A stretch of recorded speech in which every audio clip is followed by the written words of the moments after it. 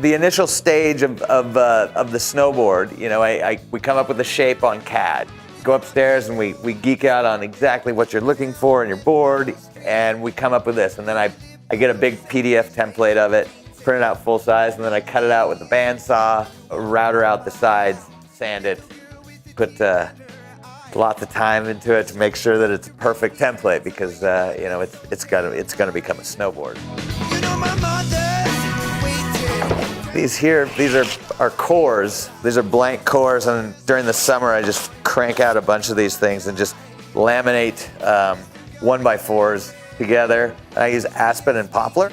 Poplar is just a really cool, springy, dense wood. And aspen, I use it because it absorbs glue really, really well.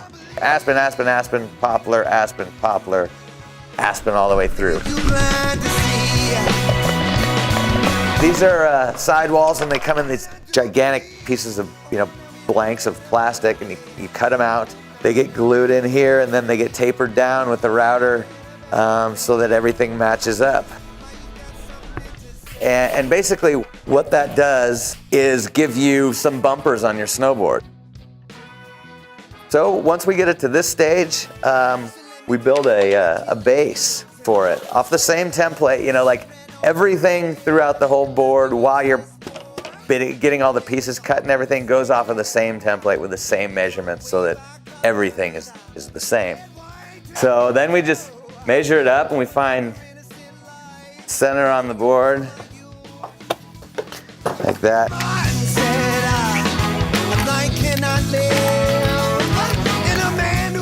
And then we just router it off.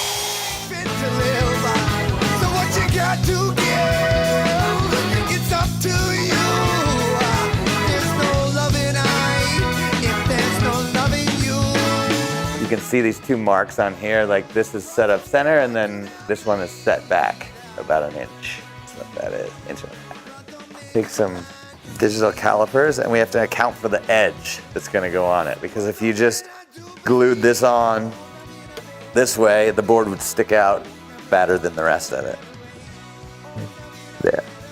Do the same thing over here, right there.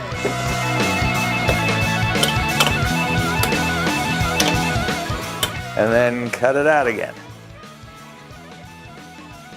And we'll do the other side, and then gotta do the front and the back, and then it's ready for edges.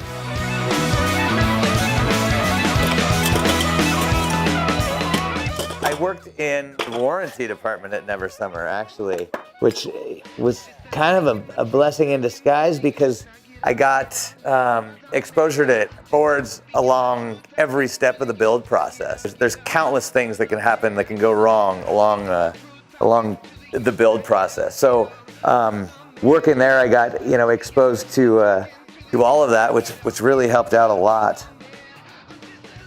Now this base is cut out and ready for edges.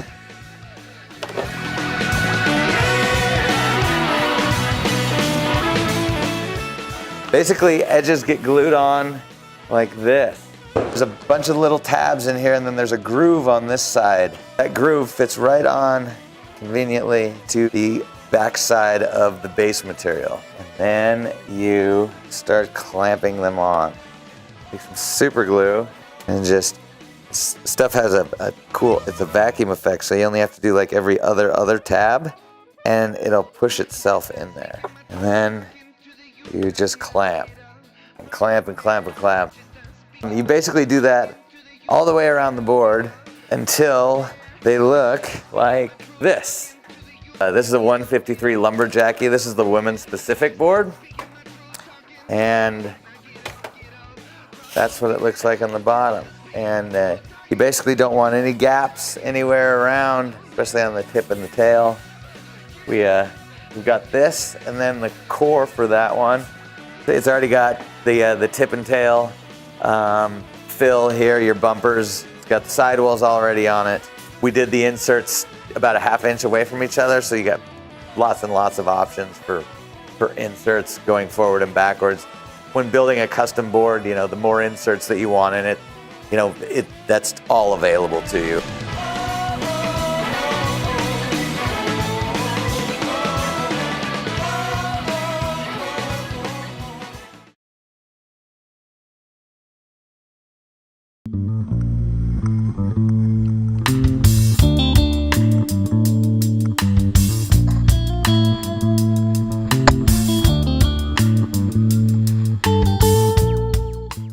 Top one here, this is the 157.5.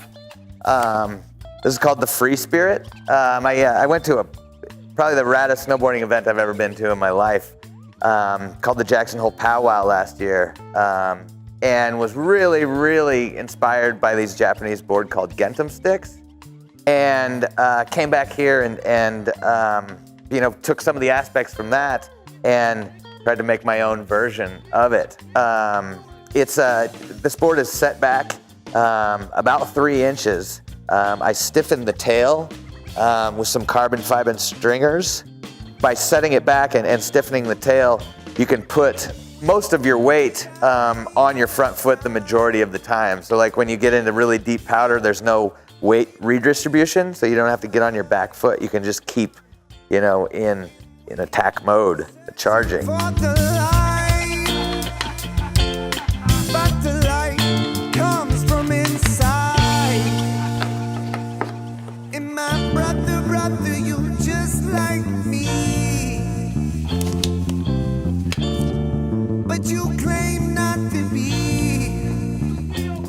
Gosh, as far as new concept and ideas, like I can't get enough of the carbon fiber, you know, any like composites. I really feel like we've just started to scratch the surface on what's possible with custom snowboards in that direction. You know, fiberglass is awesome, but there's lots and lots of materials that flex and have the same characteristics as carbon fiber. Vibration dampening strips. It's called Elastomer.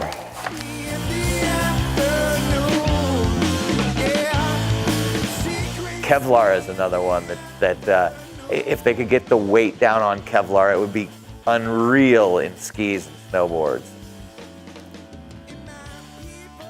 I want to see how short I can make a snowboard and how fat, you know, before it starts to not go. So that would be really cool. I make lots and lots of freestyle boards and all mountain boards. But I really, you know, the older I get, the more I really appreciate riding powder. And, you know, on those resort days, like I like to go fast and making just big, huge turns, arcing turns, you know, little jibs and stuff like that. And like, I won't not go into the park, but I don't go into the park as much as I used to. I don't know if I'll ever hit a 70-footer again. So I want to focus on that way. And that seems to be more my clientele anyways, you know, with the custom aspect is guys that are really looking for that quiver board, that 1 day, 5 days, 10 days a year where it's one of the best days of your life, you know, hence kind of the name, the favorite day, because it's a day you'll talk about for the rest of your life, you know.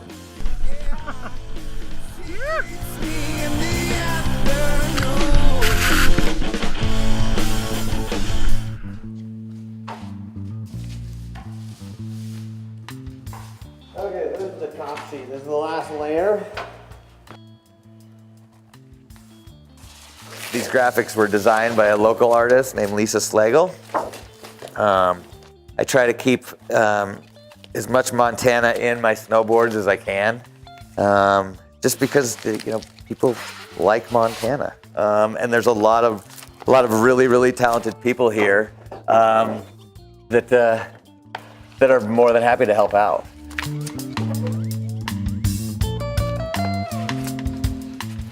This one here is called the Favorite Day. I again was really inspired by you know, the surf culture and what companies like Christensen are doing for custom surfboards. You know, like the sky's the limit. You can make them really short. You can make them really wide. And so that's what I did with this. I even measured it in surf sizes. So I make two versions of this. There's the 4.9 and then this is the 5.2. Favorite Day. It's almost 14 inches wide here and it tapers down to about 12. It's set back about 1.5 inches on the board. It's stiff in the tail so that you don't wash out when you're, you know, kind of land off a cliff or whatever in the back seat. This has got, you know, custom graphics top and bottom. This graphic was designed by a really good friend of mine, Dersu Rhodes. It's called the Aurora Board Realis.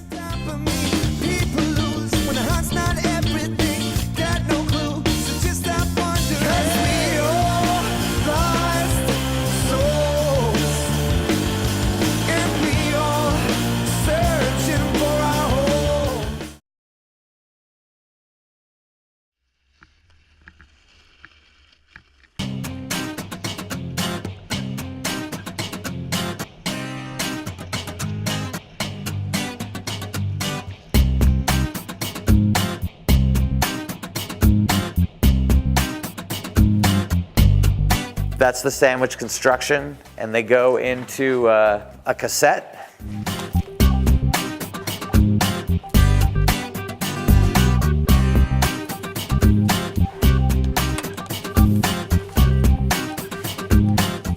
And then they go into the press.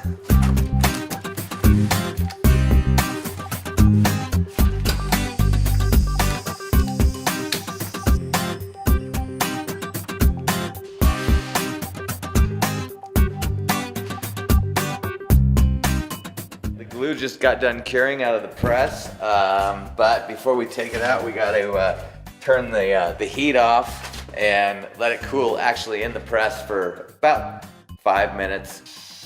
And then we'll pull it out, pull it apart, and then let it cool all the way down.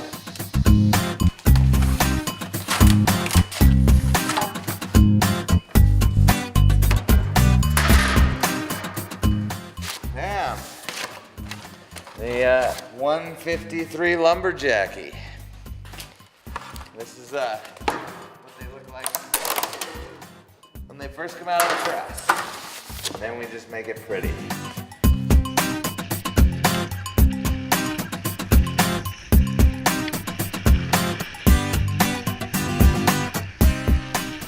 Now we're going to cut it out of its cassette. It's basically the board here, all pressed, and this is the extra fiberglass, top sheet material, and everything else that goes into the sandwich construction of the board. We'll get right after it in the bandsaw and then finish up the edges and base grind it, and besides wax, it'll be equipped to rip. One of my favorite parts is we actually get to take the tape off and use a razor blade and actually hand shape and really make it pretty. Come on.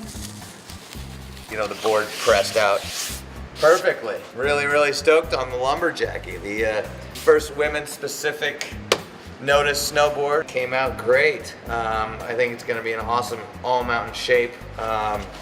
The flexibility turned out really where I wanted.